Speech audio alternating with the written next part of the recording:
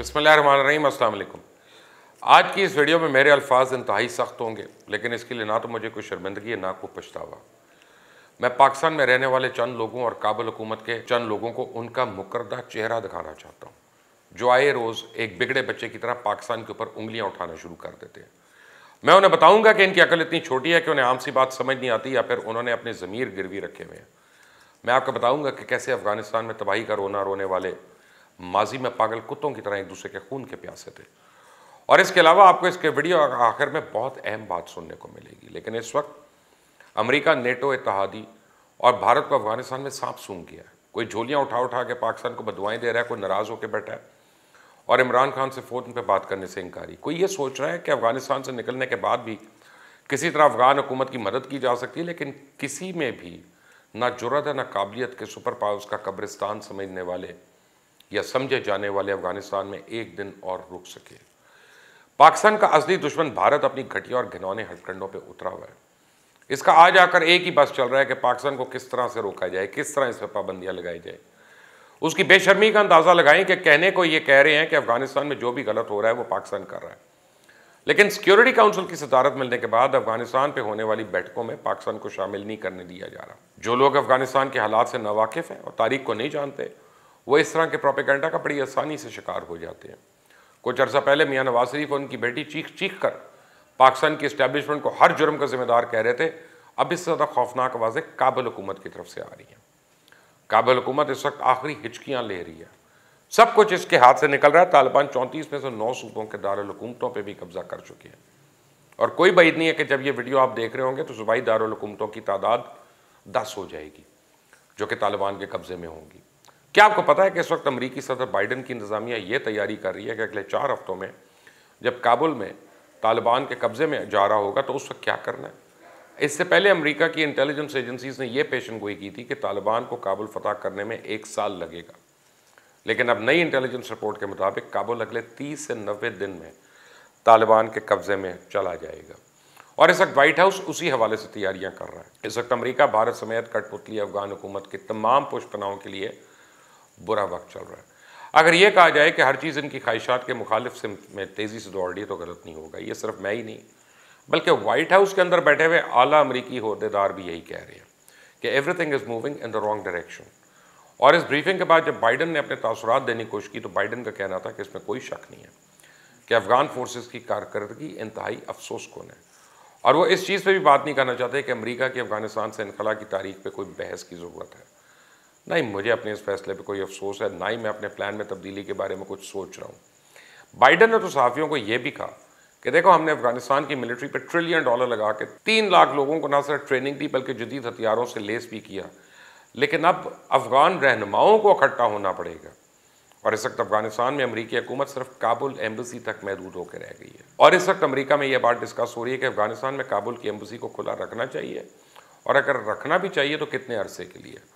जबकि military planners ने तो इस बात पे काम करना शुरू कर दिया कि काबुल में अमरीकी सफारतखाने स्वार्थी और गैर सफारती अमले को ज़रूरत पड़ने पे कैसे वहाँ से एवैक्यूएट किया जाएगा। अमरीका में इस वक्त हर रोज़ की बुनियाद पर सिक्योरिटी की सूरत हाल की जाँच पड़ताल की जा रही है। एक साबिक CIA ऑफिसर जिसने अमरीका के अफगानिस्तान और पाकिस्तान की तरफ पॉलिसी को 2009 में रिव्यू करने वाली कमेटी की सदारत की थी, उसका कहना है कि अफगानिस्तान में सूरत हाल इंतहाई गंभीर है और इतनी तेज़ी से ख़राब हो रही है कि इसके बारे में किसी ने सोचा भी नहीं था। और इस बात का ख़तरा है कि तालिबान के हमलों का मोमेंटम इतना खौफनाक होगा कि अफगान हुकूमत को न सिर्फ भगा के ले जाएगा बल्कि काबुल का डिफेंस भी कोलैप्स कर जाएगा। अब मुझे ये बात नहीं समझ आती कि इन लोगों को शर्म नहीं आती जो लाखों लोगों को बम्बों का निशाना बना के फिर ह्यूमन राइट्स की बात करते हैं। अफगान हुकूमत को इस हवाले से बहुत ज़्यादा प्रोपेगेंडा करी कि तालिबान सिविल इलाकों में घुसकर लड़ाई कर रहे हैं, लेकिन ये एक हकीकत है कि तालिबान की तरफ से एक गोली चलती है तो अफगान फोर्सेज अपनी तोपों का मुंह खोल देती हैं और गोलियों की बौछार कर देती हैं। उन्होंने लोगों के घर, अस्पताल, स्कूल और तजारती मराकज़ तक बम्बों से उड़ा दी है और बड़ी बेशर्मी से ह्यूमन राइट्स और सिविलियन राइट्स की बात कर रहे हैं। जब अमेरिका ने अफगानिस्तान में तालिबान से कंट्रोल संभाला तो उस वक्त हुकूमत में बैठे लोग और इनके वॉरलॉर्ड्स ने ही ज़मीनी कार्रवाइयाँ की थी, जबकि अमेरिका ने उन्हें फ़िज़ाई सपोर्ट फराहम की थी। इस वक्त तो कितने लाख मासूम लोग मारे गए थे। जबकि तालिबान जिस हिकमत अमली के तहत आगे बढ़ रहे हैं इसमें हम ज़्यादातर टारगेट हमले और अफगान फ़ौजियों के सरेंडर करते ही देख रहे हैं।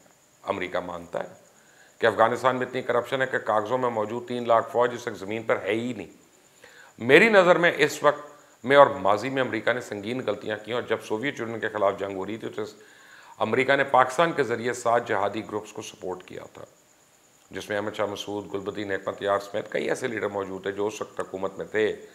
लेकिन फिर इन 7 ग्रुप्स ने आपस में इक़्तिदार की जंग शुरू कर दी, और उस वक्त भी अहमद शाह मसूद रशीद दोस्तम का दुश्मन था, तो गुलबदीन हिकमत यार काबुल पर रॉकेट बरसा रहा था। कभी करीम खलीली काबुल हुकूमत का साथ देता था, कभी दोस्तों और गुलबदीन के साथ मिलकर काबुल पे कब्जे करने की कोशिश करता था। तालिबान कब आए? क्या 1994 से पहले किसी ने तालिबान का नाम सुना था? तालिबान जो भी हैं, जैसे भी हैं, जो भी उनके नज़रियात हैं, आप उनसे इख्तलाफ कर सकते हैं, लेकिन इस बात से कौन इख्तलाफ कर सकता है कि इस वक्त अफगानिस्तान की सबसे बड़ी ताकत है। अमेरिका ने उन्हें अफगानिस्तान का वारिस और अपना दुश्मन नंबर 1 समझकर मुआहिदा किया। वो सब लोग जो इस वक्त तालिबान को रो रहे हैं और पाकिस्तान पे इल्ज़ाम लगा रहे हैं कि आप माजी में पाकिस्तान से मदद नहीं लेते रहे, क्या हामिद करज़ई 10 साल तक पाकिस्तान में जिहाद के लिए चंदा नहीं इकट्ठा करता रहा? ये सब अपने अपने मफादात के गुलाम है, जो पैसा देता है उसी की ज़ुबान बोलते हैं।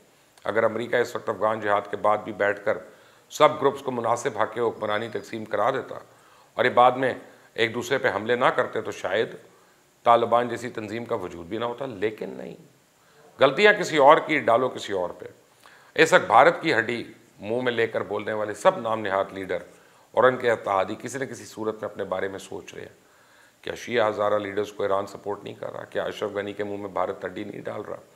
क्या अहमद शाह मसूद के बेटे की तरबियत और रहनुमाई समेत तमाम मदद फ्रांस से नहीं फराहम की? कौन है जो एक ताजिक लीडर को इस कौम का बाबाए कौम बना रहा है, जबकि मुल्क की अक्सरियत पश्तून है? क्या इस वक्त काबुल हुकूमत में वो लोग नहीं हैं जिन्होंने 2000 तालिबान कैदियों को कुएं में डाल के ग्रेनेड मारे थे? किस्सा मुख्तसर ये है कि पाकिस्तान के खिलाफ इसके दुश्मन हर तरफ से जाल फेंक रहे हैं। उन्हें ख़तरा अफगानिस्तान से नहीं बल्कि पाकिस्तान से है। उन्हें पता है कि पाकिस्तान ने 90 की दहाई में भी अमेरिका के बगैर मामलात संभाल लिए थे और आज भी वो इंशाल्लाह संभाल लेगा। भारत में पाबंदियों की बात क्यों नहीं की जाती, जो सिर्फ अहमद शाह मसूद के $5 मिलियन में तामीर होने वाले मज़ार की फंडिंग करता है? भारत का मज़ार शरीफ में क्या काम है? भारत का कंधार में क्या काम है? बस बात यह है कि जिस तरफ दुश्मन अपना प्रोपेगेंडा और झूठ लोगों के जहनों में नक्श कर रहा है, हमें भी सख्त ज़रूरत है कि हम अपना सच सामने लेके आएँ और इसी दुश्मन का मुंह तोड़ जवाब दें। लेकिन यहाँ गंगा उल्टी बह रही है। हम गैर ज़रूरी बहसों में मुलव्वस हैं और किसी को कोई नौकरी का निकलवाने का इल्ज़ाम लगा रहा है, कोई किसी और एजेंडे पे काम कर रहा है और कौम फरते हैरत से सबका मुंह देख रही है। मेरी तमाम ज़िम्मेदारान से दरख्वास्त है कि अभी भी होश के नाखून ले लें, अपना किबला दुरुस्त कर लें, दुश्मन पे नज़र रखें। इंशाअल्लाह फ़तह हमारा मुकद्दर होगी। पाकिस्तान पाइंदाबाद।